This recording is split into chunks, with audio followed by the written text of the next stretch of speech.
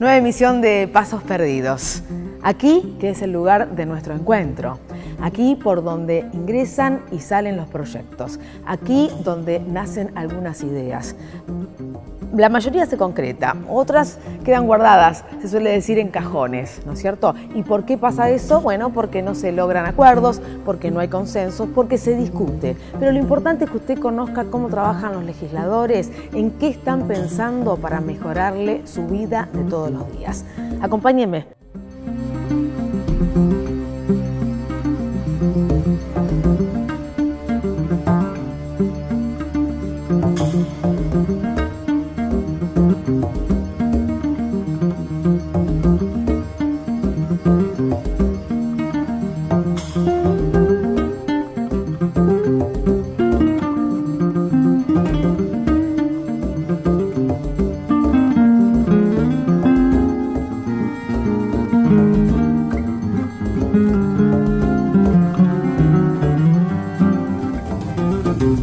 Que nos acompañan, a quien ya mismo voy a presentar.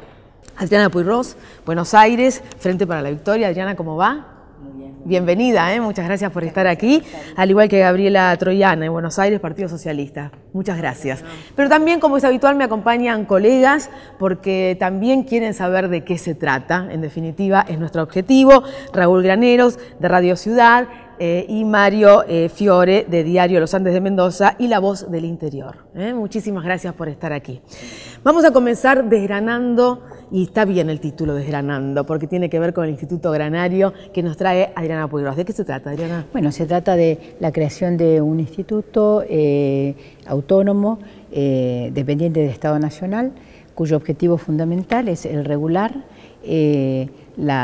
digamos, todo lo relativo a la producción, comercio, distribución y exportación de granos y de oleaginosas, ¿no? Y resulta muy importante en un país de base agraria y agroindustrial como la Argentina, es decir, que pueda haber un sistema que permita garantizar varias cosas. En primer lugar, la alimentación de la población, ¿no? Pero también que la exportación y que toda la cadena, digamos, productiva, desde el productor hasta la comercialización interna y la exportación, es decir, puedan hacerse sobre bases nacionales y bases en donde, digamos, se tenga en primer lugar en cuenta los derechos de la población, los derechos del consumidor, los derechos del productor también, ¿no? Ahora, ¿qué diferencia con los institutos que ya tiene la Argentina? Y cuando hablas de analizar toda esa cadena de valor, genera un estupor que ya sabemos, especialmente del empresariado argentino, los hombres de campo, que se niegan a esta revisión. Pero el productor se queja, dice: nosotros recibimos centavos y resulta que la gente en góndola paga precios exorbitantes. ¿Cómo manejar eso teniendo en cuenta los intereses de cada sector? Claro, yo creo que ante todo hay un problema de información serio, mejor dicho, de desinformación serio.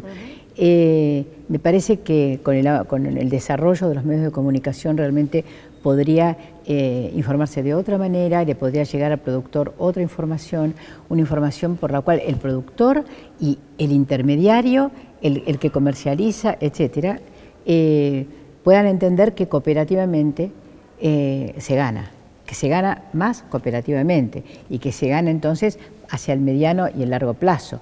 Porque también, como está instalada en nuestra época, a nosotros nos quedó instalada como herencia de la década menemista, del neoliberalismo, nos quedó instalada la idea de ya o nunca, juego todo ya y gano ya o nunca, que es una mentalidad típicamente del mundo financiero, ¿no? O sea, de buitre, mentalidad de buitre. Claro, buitre grande, buitre chico, buitre más chico, de la timba. Y con esta mentalidad es muy difícil no solo sostener un país en términos abstractos, sino sostener efectivamente esa cadena de valor que en lo concreto significa la vida, el trabajo, digamos, la posibilidad de producir de muchos sectores. ¿Raúl, Mario? Sí, diputada, usted en los fundamentos del proyecto dice que el Instituto Agrario es bastante más ambicioso en sus objetivos que lo que fue la Junta de Granos que estuvo vigente hasta el 91 y la actual ONCA.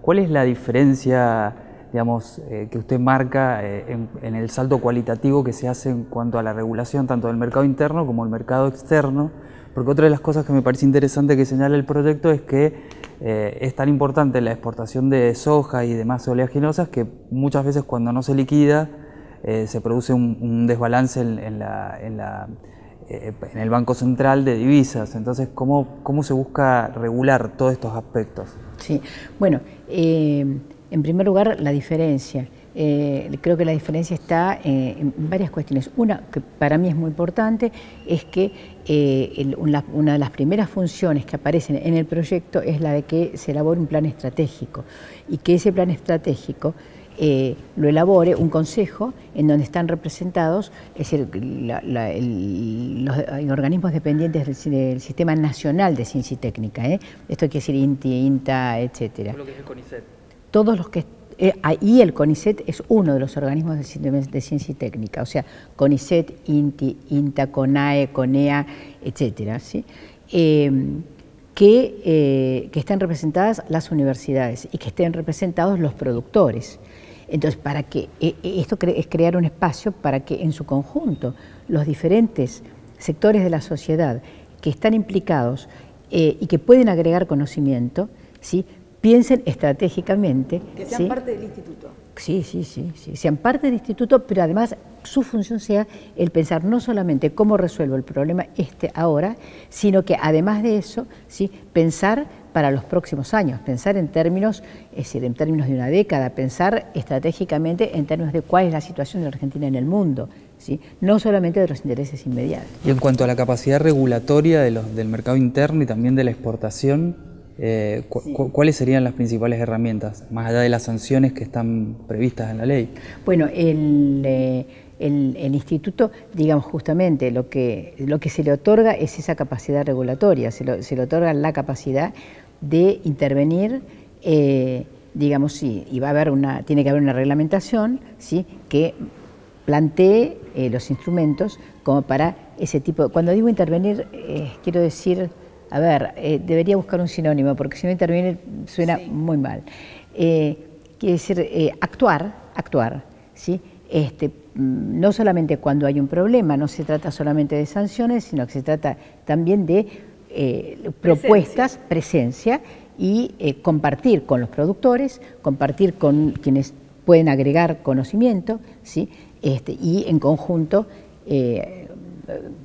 resolver problemas de corto, de mediano y de largo plazo. Mario. Una de las prioridades podría ser facilitar, encauzar fundamentalmente cuáles son los productos que la Argentina debería exportar, saber elegir una estrategia de sembradío y de exportación de determinados productos para no ser un país soja dependiente. Por supuesto, lo que usted dice es fundamental.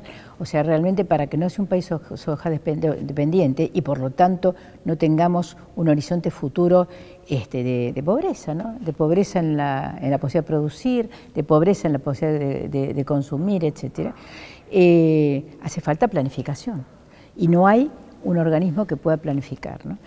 A veces la planificación se la piensa como intervención autoritaria, no.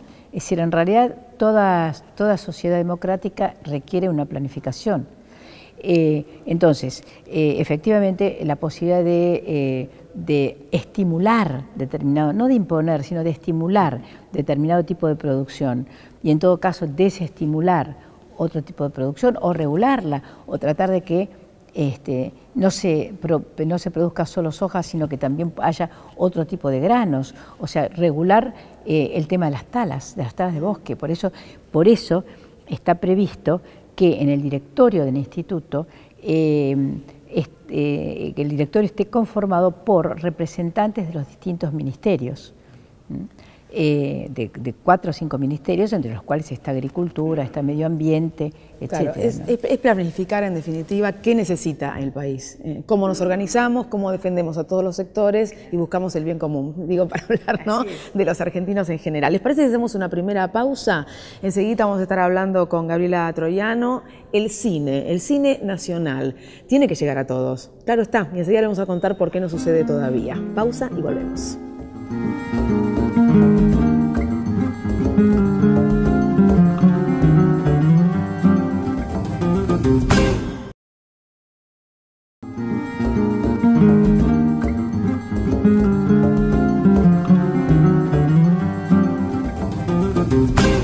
Muy bien, le contábamos que íbamos a hablar de nuestro cine nacional, de las necesidades de que pueda llegar a todos. Y usted me dirá, ¿cómo? ¿No llega a todos el cine nacional? Siempre hay algo para mirar, siempre hay sectores que necesitan ser atendidos.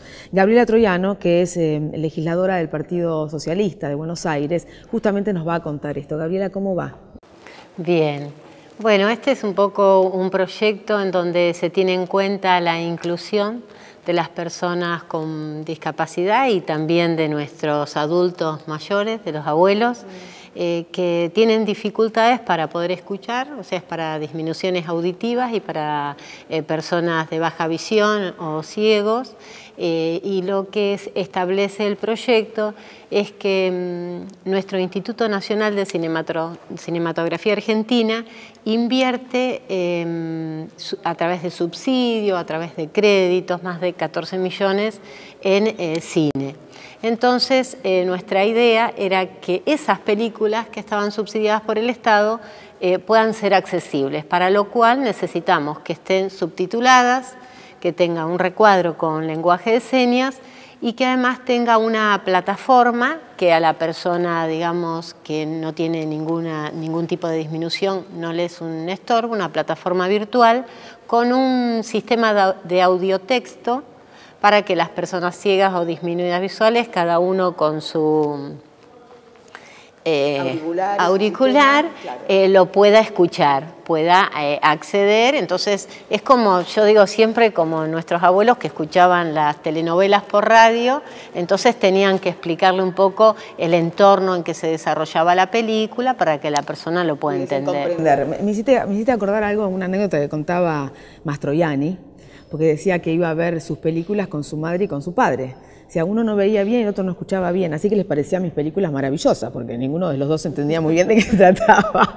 Pero digo, para ponerle un poquito de humor, pero qué importante que ellos puedan entender de qué era. Es muy importante y no hay grandes diferencias en el tema de los costos. Para esto es muy importante tenerlo en cuenta desde que uno piensa la película. Se llama, digamos, en el rubro que esté esto pensado en origen. Lo que significa que el subtitulado esté previsto con anticipación para que no le quite calidad a la película, al producto final, y en el tema del audiotexto tiene que estar pensado para que el guionista también lo contemple. El proyecto no contempla al cine independiente en esta primera etapa. No, en esta primera etapa no, porque entendemos que el cine independiente tiene otros costos, es un esfuerzo de gente, digamos, por incorporarse, digamos, al sistema, así que un poco la idea es que aquellas películas que ya están subsidiadas, que puedan acceder por el Estado Nacional, que todos los argentinos, tengan una discapacidad o no, puedan acceder a esto. ¿Y es costoso este sistema cuando hablas de que se tenga en cuenta desde el inicio de la producción? No, es más económico tenerlo en cuenta desde el inicio que después. Justamente se encarece si uno no lo tiene en cuenta antes. Es como los edificios. Si uno no tiene en cuenta la accesibilidad, después va a tener que romper para hacer la accesibilidad. O sea que va a ser más conveniente. Y yo digo que también es como en la salud, el papel de la prevención. Si uno vacuna a sus hijos, es menos costoso que después tenés que curar una enfermedad y que a lo mejor nos deja hasta secuelas, digamos. Así que es parte del acceso a la cultura, ¿no? Es el mejor momento para presentar un proyecto de ley de estas características, donde hay un gran protagonismo de los temas vinculados a la inclusión y al respeto para los discapacitados. Sí, yo creo que es un momento muy bueno porque tenemos que despertar la sensibilidad social, la necesidad de, como decía Adriana antes, de entender que lo colectivo, que lo cooperativo, que es un principio muy de nuestros orígenes, digamos, es esencial, pero que lo han demostrado matemáticos, el papel de la cooperación como mejor solución de conjunto, ¿no? Diputada, hay dos leyes marco que usted cita en los fundamentos que le darían entrada a este proyecto. Una es la de medios, que todo el mundo conoce y fue muy debatida y hoy aceptada, y la otra es la Convención sobre los Derechos de las Personas con Discapacidad, que se aprobó poquito antes. ¿De qué manera se podría vincular esta iniciativa suya con estos dos leyes? Está incluido dentro del proyecto de audiovisual, digamos, el proyecto de ley de medios está incluido el tema este. Lo que por ahí no está explícito que sea en origen. Y la Convención Internacional, que fue incorporada hace poco, lo que plantea es, en su artículo 30, la posibilidad de que todos los ciudadanos tengan el mismo derecho de acceso a la cultura. Esas son las dos patas, digamos, un poco, que se toman, que si ya ha sido considerado por nuestra legislación como importante en los medios audiovisuales, en la parte cinematográfica, siendo que es el mismo Estado quien colabora en esas realizaciones, que sería importante que se tenga en cuenta porque no es un costo adicional extremo, extraordinario, y sí, digamos, integra a muchas personas. ¿Hay alguna función especial del INCA pensado en este proyecto? ¿Alguna? ¿Función especial del INCA que tenga que tener? No, es solicitarlo que esté contemplado en origen. La pista de audiotexto, el subtitulado. Bueno, requisitos que el INCA puede pedir a la hora de dar sus subsidios, y claro, que es la autoridad de aplicación, en definitiva. Claro, ellos debieran como autoridad de aplicación pedir esto. Solicitar ¿no es a quienes le van a dar el subsidio que el producto sea accesible para disminuir los audios. Son muy pocas las películas argentinas que tienen audiotexto o como el que se necesitan algunas personas mayores o las que tienen discapacidad visual. Se nombraba recién fuera de cámara Anita, pero que por ejemplo El secreto de sus ojos, que fue el gran éxito del cine argentino. Un éxito que fue premiado, había muchos argentinos que no lo podíamos ver o disfrutar. Estas son las leyes positivas, importantes, que muestran el rol de un Congreso Nacional activo en lo social. Bueno, vamos a ver si en el próximo bloque, si les parece, justamente cuál es el camino que hay que hacer para que esto sea realidad, tanto el proyecto de Adriana Puigros o de Gabriela Troiano. Digamos, ¿qué es lo que pasa? ¿Dónde tiene que estar el acuerdo? Porque seguramente en estos temas, cuando los deben hablar, fuera de las cámaras, fuera de los debates, de las sesiones transmitidas, deben acordar muchas cosas. El tema es qué pasa después. ¿Lo hablamos enseguida? Nueva pausa, ya volvemos con Pasos Perdidos.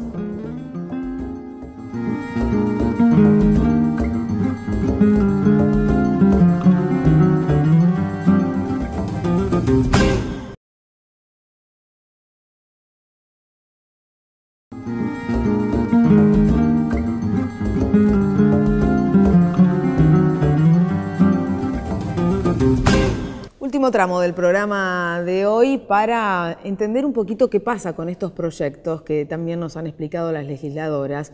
Si pueden ver la luz, si hay posibilidad de que entre todos los bloques encuentren ese acuerdo y finalmente se apruebe. ¿Se apruebe para qué? Para poder mejorar su vida, la de todos los argentinos. ¿Qué es lo que falta en cada uno de los proyectos que nos contaron para que realmente salgan de los pasos perdidos y nos encontremos con ellos? Bueno, en el caso del Instituto Granario tiene que ser tratado por varias comisiones, por la Comisión de Agricultura, por la Comisión de Presupuesto, es decir, y también está en legislación general. Los proyectos casi siempre pasan por 3 comisiones o 2 comisiones y en realidad después que pasan por las comisiones yo diría que el 75% de los diputados ya han tenido la oportunidad de discutirla. Es muy importante el trabajo en las comisiones, claro. No es espectáculo, diputada, es un trabajo... En el caso del Instituto Granario, ¿cree que puede haber resistencias? Su propuesta implica en regular y hay sectores de la política que no están tan de acuerdo con esto. ¿Usted cree que va a haber un debate amplio? Yo creo que sí, nosotros lo que pensamos es en el momento en que se ponga en tratamiento, que se traten otros proyectos que están antes y se ponga en tratamiento, hacer una consulta, o sea, invitar a los diferentes sectores para que vengan a dar su opinión. Y para que los legisladores puedan escuchar las diferentes opiniones y puedan votar de acuerdo a su convicción, ¿no? Y a los acuerdos que se hagan. Entonces después, si se aprueba en el recinto, que es lo que está acostumbrada la gente a ver por televisión, ¿no es cierto?, pasa a la Cámara al Senado. Pasa al Senado, en el Senado es el mismo procedimiento, y entonces es sancionado y el Poder es aprobado por el Senado, y el Poder Ejecutivo tiene un plazo para, si es que quiere vetar todo o una parte del proyecto. Y si no, o no vetar nada. Claro. Entonces, que es lo que pasa el 99% de las veces, ¿no? Por eso acá, cuando se aprueba un proyecto, es ley, dice el presidente, y hay un gran aplauso porque todos sabemos que va a ser ley. ¿Interpreta que hay sectores del sector agropecuario o del empresariado que tienen preconceptos y antes de analizar un proyecto lo cuestionan y lo rechazan sin haberlo leído? Claro, por eso decía al principio lo importante que es informar, lo importante que es decir, yo diría, me permito decir, una educación del productor, del que distribuye, del que comercializa, me parece, ¿no? O sea, porque efectivamente creo que hay preconceptos, y preconceptos que son en realidad un boomerang para los propios productores, ¿no? Es decir, el productor que no puede, retomando lo que decía antes, que no puede pensar en el mediano plazo, y que no confía, que desconfía de todo, está hipotecando su propio futuro, ¿no? Y Gabriela, en el caso de tu proyecto, ¿cómo está ese trámite? Todavía no fue tratado en la Comisión de Cultura, así que el primer paso va a ser la Comisión de Cultura, después va a pasar a la Comisión de Discapacidad, que ahí no va a tener ningún tipo de resistencia porque es una temática realmente muy... Y después pasa a presupuesto, en donde ahí siempre ahí es donde más... hablamos de dinero, donde más tiempo está. Pero bueno, tampoco es nuestro planteo modificar ni aumentar el presupuesto, sino que justamente dentro de los costos de la producción esté contemplado desde origen eso. Así que, bueno, ahora estamos sumando también documentación y datos para justificar justamente este tema, porque hay muchos países, no es Argentina nada más que lo está proponiendo, hay muchos países que lo están haciendo, así que, bueno, esos van a ser los pasos a seguir, pero presupuestos se demoran siempre. Bueno, es importante contar cómo va esto, ¿no? Porque la gente dice, desde que escuchamos la idea hasta que se hace ley, si se hace ley, no pasa mucho tiempo, entonces no sabemos por qué. Bueno, porque tiene un trabajo, porque hay que cumplir con estas reglamentaciones de cada uno de los cuerpos, y esto tiene que ver con buscar ese consenso necesario para que se apruebe la ley. Están trabajando también, los colegas van a preguntar seguramente, en otras ideas. Sí, la diputada Puigros nos contaba fuera de cámara que tiene un proyecto que ya va a ser sancionado, que tiene media sanción de la Cámara de Diputados, que pasó al Senado y que vuelve a la Cámara de Diputados con revisión, que es el de las instituciones que brindan educación y cuidado en la primera infancia, es un régimen. Esto es necesario porque actualmente están sin ninguna ley ni paraguas legal que regule el funcionamiento de los jardines. Así es muy necesario, es un proyecto que fue largamente consultado, tiene varios años, fue largamente consultado con los diferentes sectores, con los ministerios, o sea, porque digamos, era necesario que fuera compatible con regímenes que dependen de diversos ministerios, incluso de municipalidades, ¿no? Entonces, esto ordena el conjunto y da una garantía de que cualquier escuela, jardincito maternal, jardín de barrio, etcétera, va a tener de última una dependencia y una supervisión, sobre todo del Ministerio de Educación de la Nación y de los ministerios provinciales. ¿Qué anomalías o irregularidades se pueden evitar con la aprobación de esta normativa? Bueno, en primer lugar, el tipo de trato a los niños, desde normas higiénicas hasta aspectos pedagógicos que hay que tener en cuenta, cantidad de niños en un determinado local.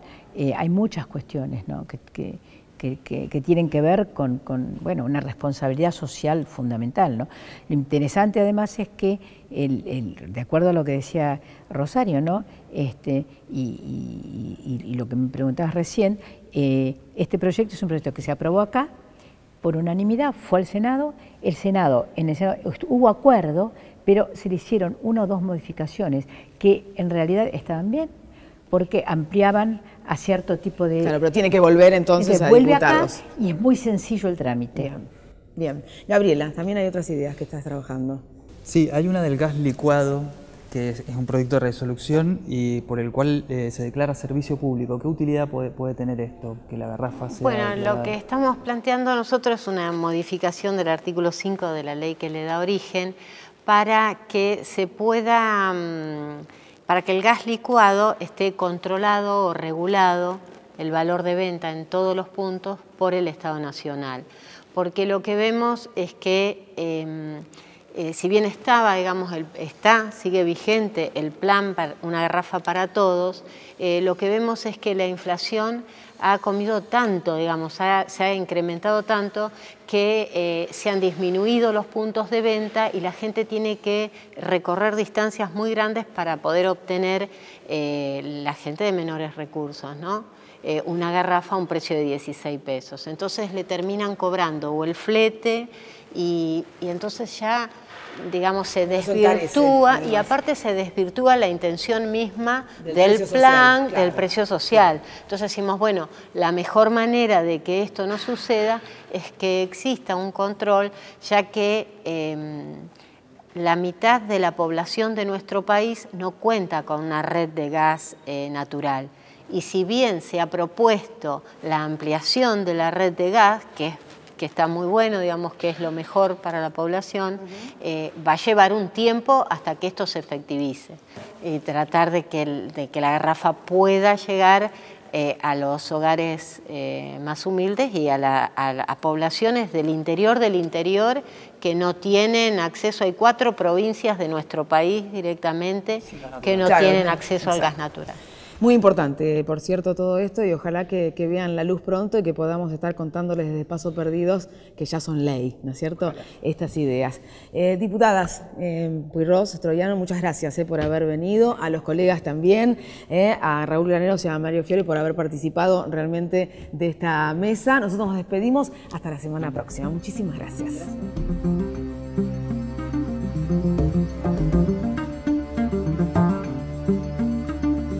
Thank you.